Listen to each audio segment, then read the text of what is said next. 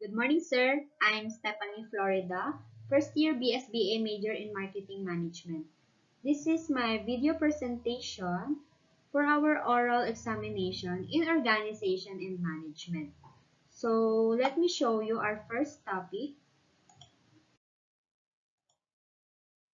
from Chapter 9, question number 5.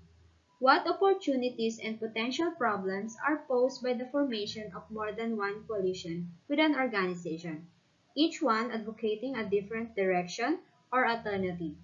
What steps can you take as a manager to make sure that dueling coalitions result in constructive discussion rather than dissension? So here's the answer. First, we should know what coalition is. In simplest terms, a coalition is a group of individuals and their organizations with a common interest who agree to work together toward a common goal. That goal could be as narrow as obtaining funding for a specific intervention or as broad as trying to improve permanently the overall quality of life for most people in the community. By the same token, the individuals and organizations involved might be drawn from a narrow area of interest or might include representatives of nearly every segment of the community, depending upon the breadth of the issue. Sa madaling salita, ang coalition daw ay isang grupo ng mga individual o organisasyon na may iisang interes na sumasang-ayon na magtulungan tungo sa iisang layunin. Ang example ko dito ay ang union sa isang kumpanya. Katulad na lang ng union o samahan ng mga empleyado sa previous work ko na kung saan bago ka ma-regular or bago ka pumirma ng kontrata, may isang kontrata ka din na pipirmahan tungkol sa union o samahan ng empleyado. Dito, babasa mo o makikita mo yung kung paano yung steps nila o kung ano yung alituntunin nila kapag sumali ka sa samahan na yon. May monthly due or may monthly fee na hindi naman ganun kalakihan, hindi rin mabigat sa bulsa, na kung saan magagamit nyo yun sa mga importanteng bagay at mga activities nyo. Which is good naman. Talagang yung union ng mga empleyado is parang may rights, binibigyan kayo ng rights na ilabas o sabihin ko ano yung mga gusto nyong sabihin na para maayos yung samahan kapag nasa trabaho na. So, ganun po. Ngayon, punta naman tayo sa opportunities of coalitions. First, opinions from various managers from diverse backgrounds can be obtained and analyzed. An objective or a problem under analysis can be tested by one side. More alternatives can be found and evaluated. The evaluation of every alternative can be done in an elaborate way, considering the pros and cons of every situation. And last, the best solution can be selected. So, ibig sabihin, maganda ang coalition kasi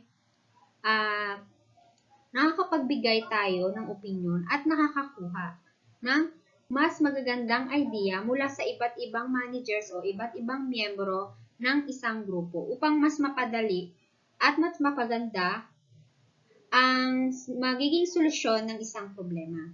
O mas magkakaroon tayo ng creativity ideas para mas maayos ang kalalabasan nun.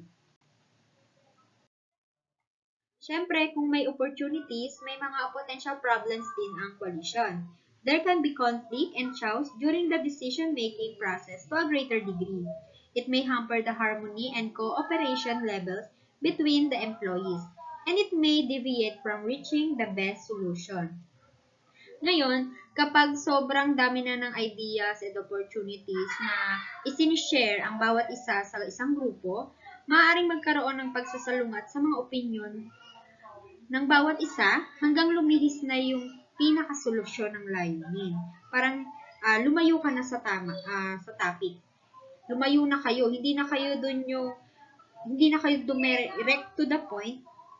Kaya mas lalong tumatagal ang isang meeting, halimbawa, isang meeting ng samahan. Pwede rin yung decision making ng mas nakakataas, mas gusto nila yung kanila yung masusunod, yung mga ganong senaryo. Yun yung pwedeng maging problema sa isang grupo ng organisasyon.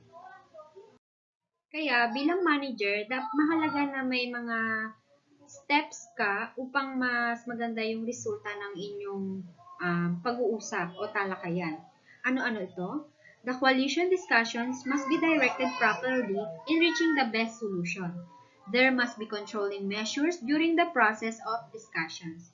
Steps must be taken for ensuring harmony and good relations between the employees for further smooth functioning of an organization. So, dapat daw direct to the point. Siyempre, kapag hindi direct to the point, kung saan kayo mapupuntang usapan. Hanggang sa tumagal ang masasayang oras nyo, pare-pareho. Pangalawa, dapat nakokontrol mo sila. Kasi kung hindi mo sila nakokontrol sa pagbibigay ng ideas and opinions, magtaka ka, good leader ka ba? Parang ganon. Kasi, ibig sabihin, hindi ka nila sinusunod.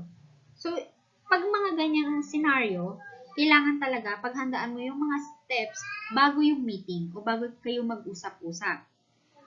Kailangan alam nila yung tamang flow ng meeting. Dapat alam nila kung ano yung rules. Yun, magkaroon ka ng rules sa isang samahan bago kayo mag-usap-usap ng isang topic o kung ano yung dapat nyong pag-usapan. So, in short, ang coalition ay samahan ng mga taong may iisang layunin.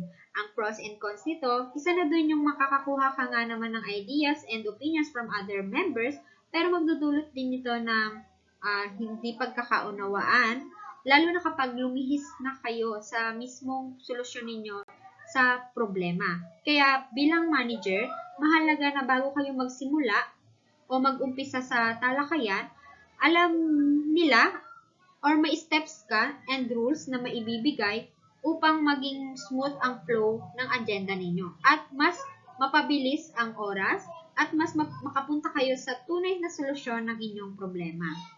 So, yun. Next topic, Chapter 16, question number 4. In response to security threats in today's world, the U.S. government federalized airport security workers. Many argue that simply making screeners federal workers would not solve the root problem. Bored, low-paid, and poorly trained security workers have little motivation to vigilance. How might these employees be motivated to provide the security that travel threats now demand? So here's my answer. When reading the report, consider how security screening staff at airports watch thousands of people each day pass through X-ray machines. To do their job well, they must maintain high levels of concentrations on each item and person being scrutinized, without relaxing their standards or daydreaming for even 1 second. Now, I think employees of the Transportation Security Administration could be motivated with higher pay and improved workplace conditions, recognition of rights, and job security. Because according to the TSA union, low pay, danger, limited workplace rights, and the threat of privatization are the top 4 reasons that employees leave their jobs. So, sino ba naman ang tatagal kung ang isang kumpanya ay binibigyan ka ng mababang sahod, yung nararamdaman mo yung danger sa paligid mo, and yung workplace rights mo, hindi mo na i-express, plus yung mga threat pa of privatization, wala talagang tatagal sa isang kumpanya kung lahat yan ay nararamdaman ng isang empleyado. Kaya para ma-motivate ang isang empleyado mo, kailangan taasan mo yung sweldo. Kasi number 1 sa lahat, yan ang reason. Bakit ka nagtatrabaho? For me, number 1 yan. Next ang experience. Siguro ang experience, for the first timer yan. Pero once na may experience ka na, for me, money is the reason why you are there, because for uh, family matter, for personal matter, and for everything around you. Yes. Then, next is, um, of course, recognition of rights and security din. Siyempre,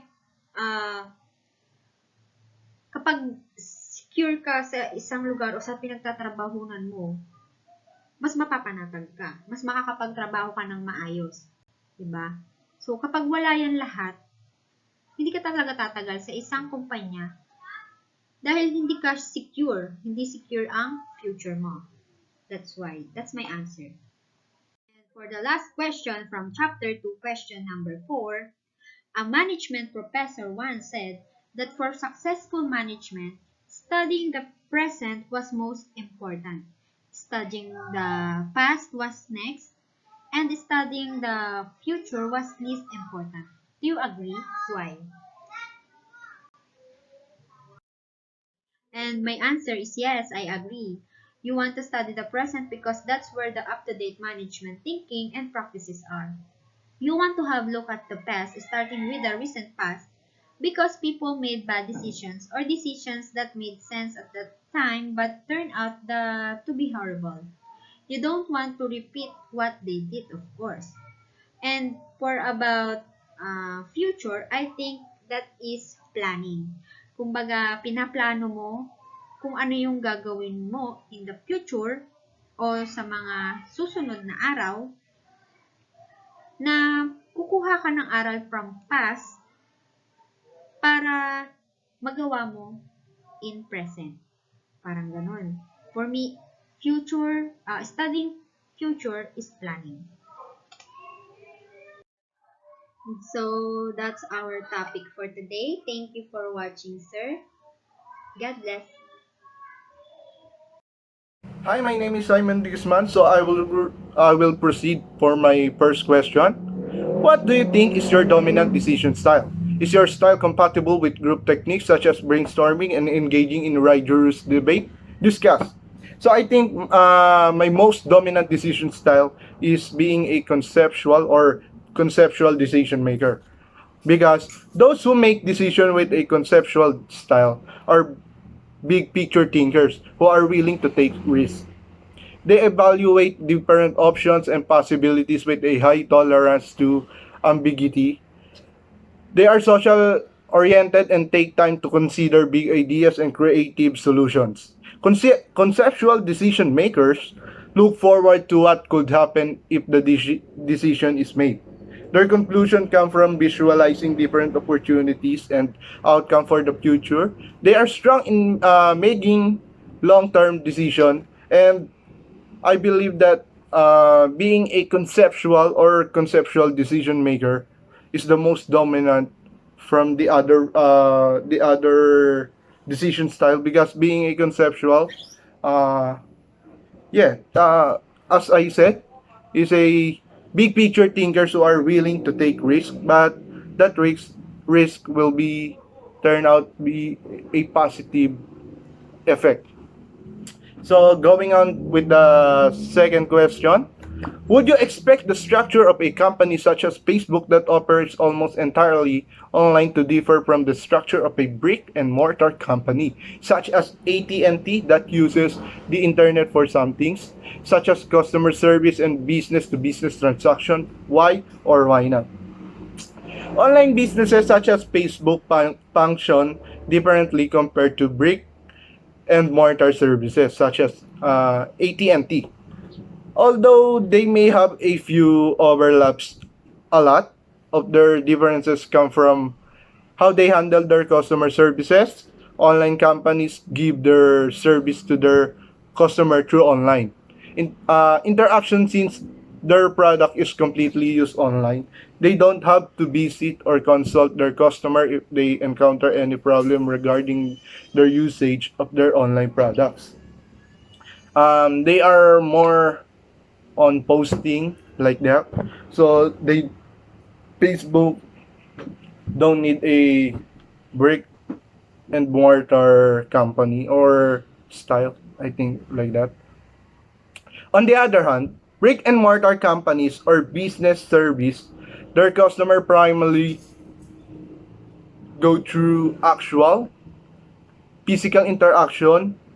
Their products require face-to-face transactions. In today's age, online interaction is becoming more and more important in modern day life because of these brick and mortar services are starting to integrate their services with online system, which has somewhat blurred the line between online businesses and brick and mortar services. Although the key difference is the is that brick and mortar services still have physical product that require face-to-face interaction in order to properly service their customers. So I'll proceed with the third and last question.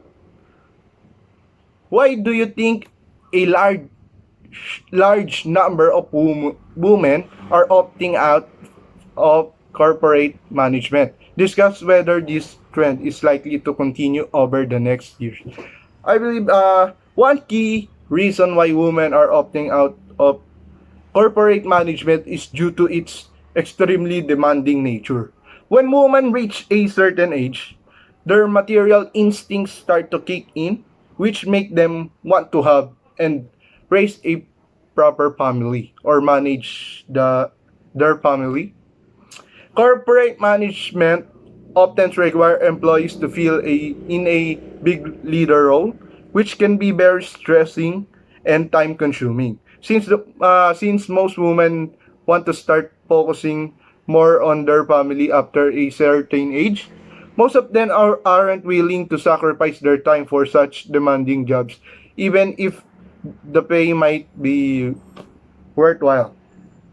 This choice also becomes more of a no-brainer when their husbands have a higher salary than them, which make them realize that they don't need to work as hard, that they can leave the hard work to their partners or to their husband in order to keep the family afloat, and that they should focus on their children or kids.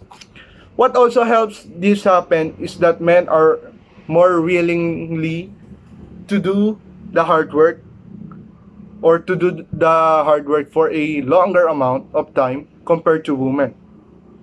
So that's all. Thank you, sir.